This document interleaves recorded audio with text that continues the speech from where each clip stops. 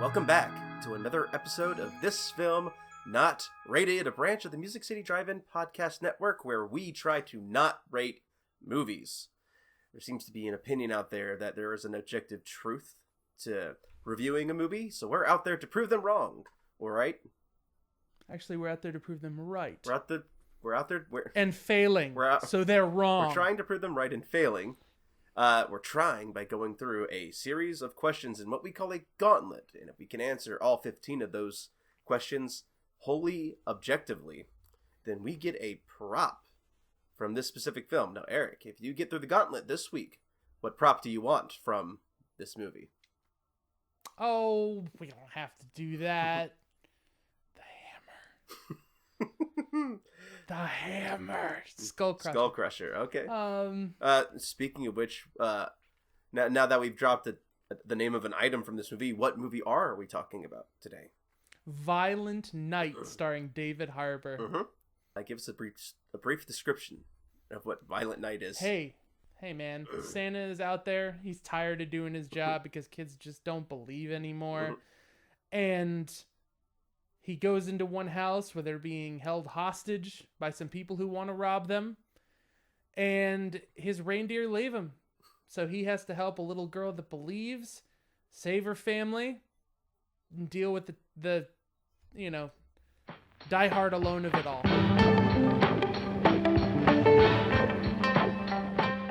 So Eric, is Violent Night a good or a bad movie?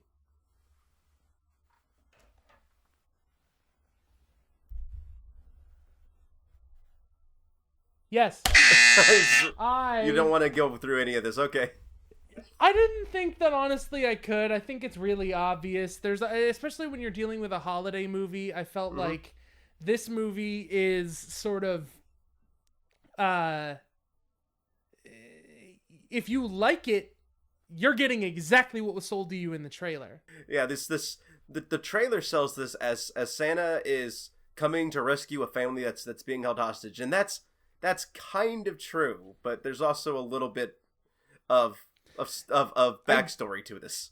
I just jumped off of one of the other podcasts on the network, This Week at the Movies, and Matthew Fox made a really good point about this, that you know how I sort of felt like everyone was making Jaws references to for Nope, and I was like, if this one character wasn't there, I don't think anyone would be making that reference. Yeah. He kind of had a good point too, that like if it weren't for the fact of like the walkie-talkie element, I don't think anybody, there are so many Santa needs help from a kid to save Christmas movies. You know, the fact that their family is being held hostage and the walkie-talkies are like the only die-hardish elements in it. Right. But and also him kind of like sewing himself up and just a couple of little things. Yeah. So what made you want to watch this? Just the trailer made the whole thing look fun. It looked like a cheesy, schlocky action film set around Christmas time, and that instantly caught my attention. So, of course, I was going to go see this. And then one of the first things they do is they set up Home Alone as a reference, and then eventually you get that whole scene where it's Home Alone realistically, and I was all on board for that as soon as I knew what was going on. The reason that I wanted to watch this was because of the Oscar the Grouch Joker skit from SNL. Okay. I just thought that David Harbour was able to take that and take it so seriously that it was hysterical. And how does that make you feel? Grouchy. And someone on paper was like, can you pull off badass Thor Santa Claus? And he's like, yeah, I should have been Thor. And like, right. I feel like that's how that conversation went behind the scenes. And that was the surprising aspect about it for me. I wasn't expecting the Santa Claus to be so jaded and cynical towards the holiday that he's known for, that at the beginning he's drinking at a bar and throwing up on the barkeep as he's riding off in his sleigh. Yeah, that was fun. That was great. His demeanor, where he's not cynical about people. Really, he's not cynical like, oh, nobody likes the holidays anymore kind of thing. It's really just like people are so burned out, and people are like, like adults don't believe, and if you don't believe, you don't really get gifts. And that was kind of a nice explanation for the whole, how do you explain these kids movies where every year Santa actually brings presents and the parents just don't explain it. Like right. It's oh, well, he goes to houses where people do believe. Right. And so these people who believe aren't going to question the other people who don't believe, and it just kind of works. Yeah, I love that Santa Claus is like, don't do this. It's like, why? And he's like really tall, and he like beats the crap out of the guy. But he doesn't want to like kill people. But then he kind of has to. He kind of has to, and then he starts kind of enjoying it at some point. Yeah. And so you said, as far as what you liked and disliked, what was your favorite scene you said you were about to say before? Oh, so there's the scene where the girl that Santa is trying to save is hiding up in the attic. And she says something about it, and I'll set up some booby traps just like in Home Alone. And, David Harbour's just like, yeah, just do that. Not understanding exactly what that means. Because it's very clear that based on certain things that he says as the Santa Claus, he is unaware of modern society, and like he calls guns he calls like the guns thingamajigs. He doesn't know how to work them. They're foreign to him. I have to assume that movies are also foreign to him. It's that Joe Blow, John McClane thing that they sort of give to him, where he's just kind of like, he doesn't know how the magic works. He doesn't know how guns work. He's just a guy who happens to do this really niche job, and it's almost like blue collar work. Yeah. Like he just goes out and he goes around and he delivers stuff. But still, like the lead up to to my favorite scene, you get the rug with the nails and the drill bits sticking up out of it, and that one nail on the stair, which is a clear reference to Marv going up the stairs in Home Alone.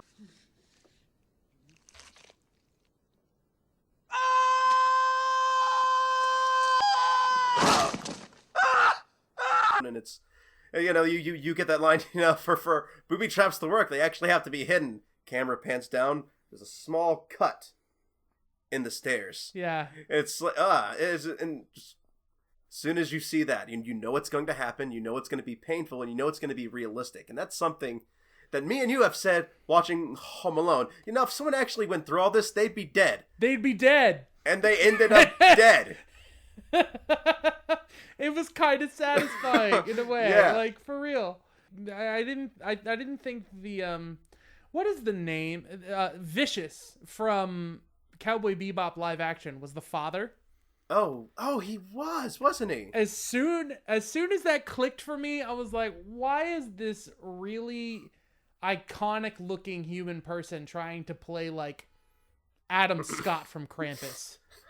Like, they cannot cast this actor right. He should be in some lead role that is based around his looks. Like he should have been he should have been one of those side villains, like very recognizable. Yeah. He Oh, you mean like yeah, like Gingerbread or Jingle, or like, one of the people who are working under John Leguizamo. He should have been one of them. He should have been John Leguizamo's character. But John Leguizamo makes a great, like, everyman dad. He does, but I also really like John Leguizamo in this role. He really sells it for me. I gotta say, I didn't think there was anything about him specifically that made it work, other than he's a good actor, and sometimes people don't give him credit for that. Right. But I think, like, him being a good actor made this work. But as far as being, like, an iconic villain, like, an iconic, I mean, like, the icon of Santa Claus. Right. Standing next to John Leguizamo wearing dark colors. Right. But yeah, the act, everyone took this just seriously enough to make it work. Right. And sometimes not serious enough to make it work. Like the mother's acting is played completely like passive, almost. Like how do I describe it? She almost doesn't care about everything going on. Yeah, I didn't personally think that worked, though. But that's in my didn't like it side of things. Okay. But I'm not there yet, so I wanted you to let you finish whatever. Part of the stuff that, that I didn't like about it, like, It's weird because part of the stuff that we are going to go into the didn't like. Okay, that's fine. I could go on forever about the stuff that I liked about this film. So let's get the we could just watch the movie beat for beat and be like, I like that part, I like that part, right. I like that part. But I will say one last thing to send it off. I did not need the whole movie. All I needed was the one shot where he's like, wait, I got to see this. Turns around and boom, and he goes, oh, holy shit. That's all I needed. I liked all the Christmas puns, all the holiday one-liners, like everything. So like, but also like the times where it gets like almost overly emotional, that it almost kind of undercuts everything. I didn't like those parts. At the very end when everyone's surrounding. Of course, we do spoilers on this podcast. Yeah, spoilers. Late warning, but we do. This is a spoiler-filled podcast. So everyone is surrounding Santa's recently dead corpse, and everyone around the body is going, yeah, I believe. Like that. I was like, okay, I get what you're doing. That's enough. And then Santa comes back alive. It almost like a punchline to a bad joke. It almost would be funnier if he actually stayed dead. Right. I was just sitting here thinking, if they hadn't given the mythology they gave him, how funny would it be if John Leguizamo exactly like killed him and had to become Santa Claus, and you found out it's the same rules from the Santa Claus. I was thinking the same thing when that happened, but yes.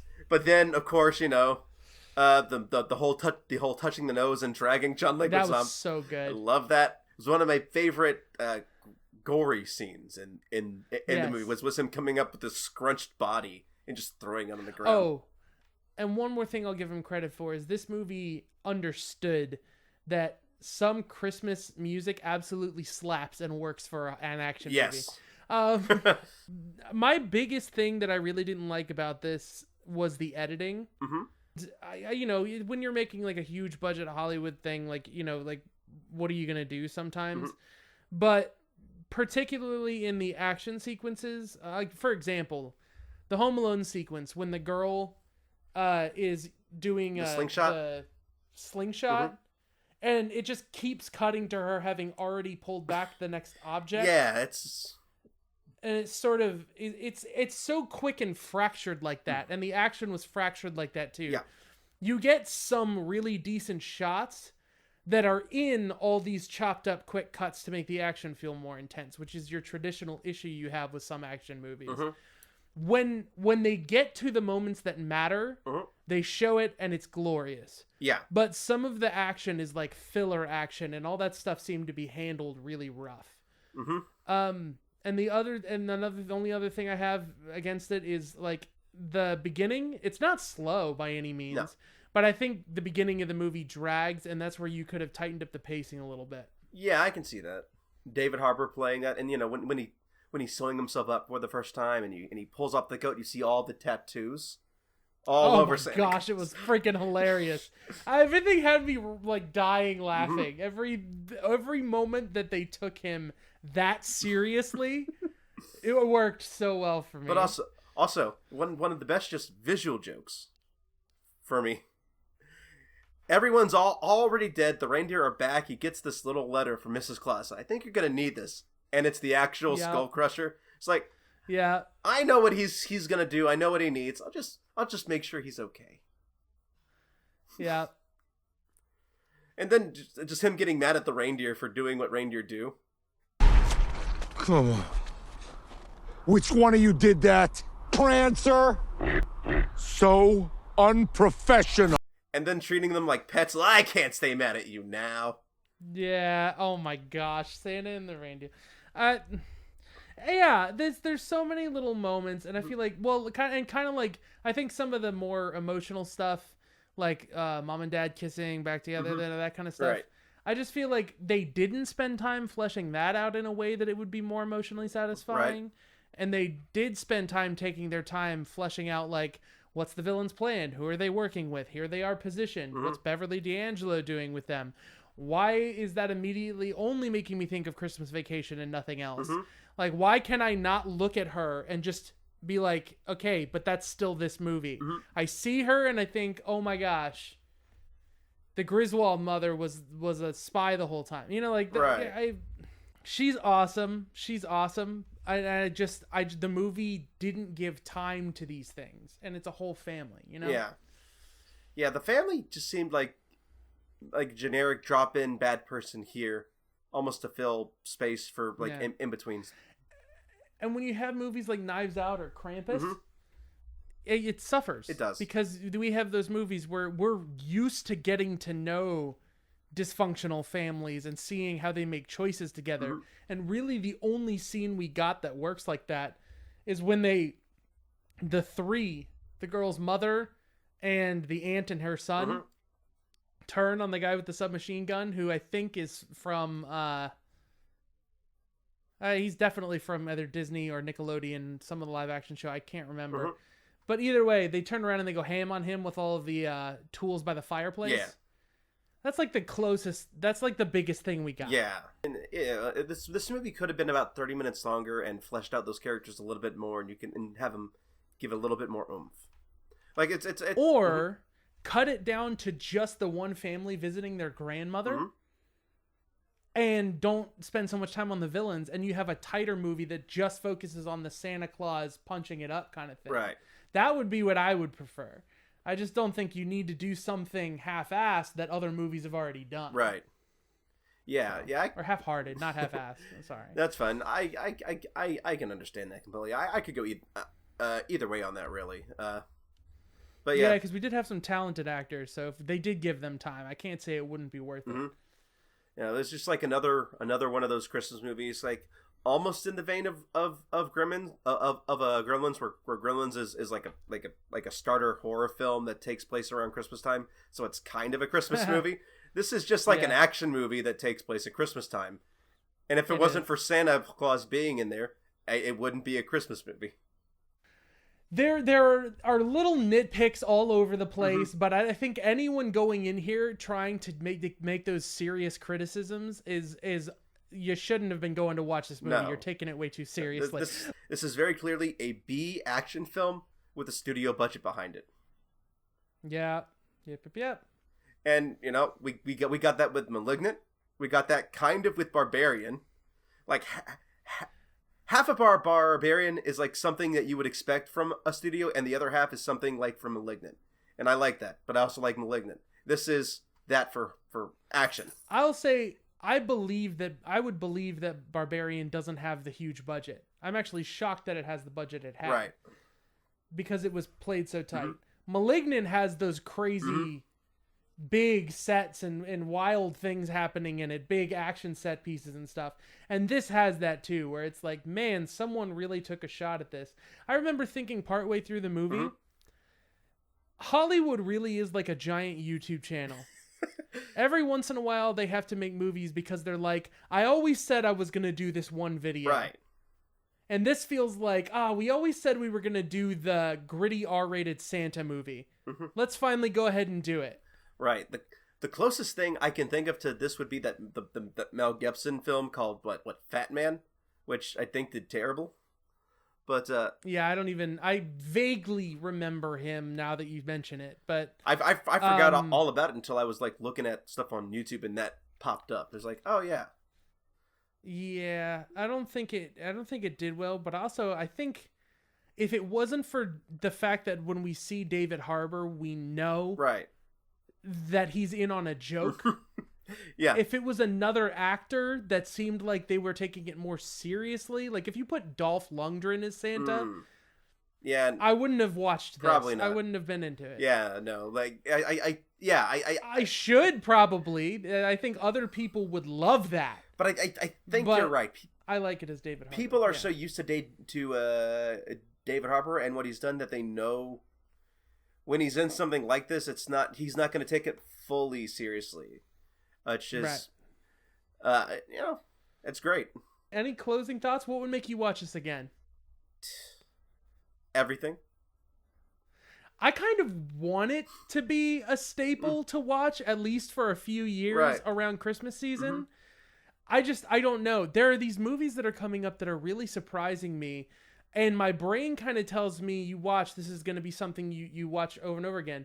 Nobody, Bullet Train, and Violent Night now are movies that I'm like, I feel like these are going to be rewatched favorites for a while. Right. This year we've gotten a good string of movies that seem very personal to the person directing it and writing it, and it's gotten with Bullet Train and Everything Everywhere All at Once. They have the A24 backing, so they're getting stuff with that, and now you have Universal putting backing behind this. And it's like, this is not something I would expect the studio to be supporting, and yet we're getting more of these what feel like director personal inspiration films that I really enjoy, that I want to see more of. And we're only getting a few of them, but a few of them is fine. It means we have something to look forward to throughout the year. And that's kind of why I definitely want people to go out there and support this, because I want more movies like this to be made. Like, instead of just like generic studio action, what's on the table next kind of movie. See, that's the thing though. I think this is your new generic studio action, what's on the table. And I'm kind of just here for it. I don't think it even has to make that much money to make back its budget. But yeah, people go watch it. I mean, go have fun. It's not for kids. No, it's not. This is a movie that my dad would have shown me when I was 11 years old. This is a movie I would have snuck and watched when I was 11 years old. Thank you again for watching another episode of This Film Not Rated, Branch of the Music City Drive-In podcast. Be sure to check out other podcasts on the website, such as the Debbie Delight, and we have a podcast now that's been going a while called At the Movies, where you are co-hosting with Matthew Fox and Ricky Valero. The person who started it all has a few of his own personal podcasts on there as well. So yeah, just be sure to go and... Dude, check out the Departed podcast. It's actually really... I like that one. And with that being said, I am Curtis. You can find me on Twitter at 90sgamer407 and on Twitch at Merrick_tainment. And I'm Eric. Look me up at High Contrast FLM on Twitter and follow me on YouTube at High-Contrast. Is there a good closing joke for this one? It's like, oh no. Holy shit.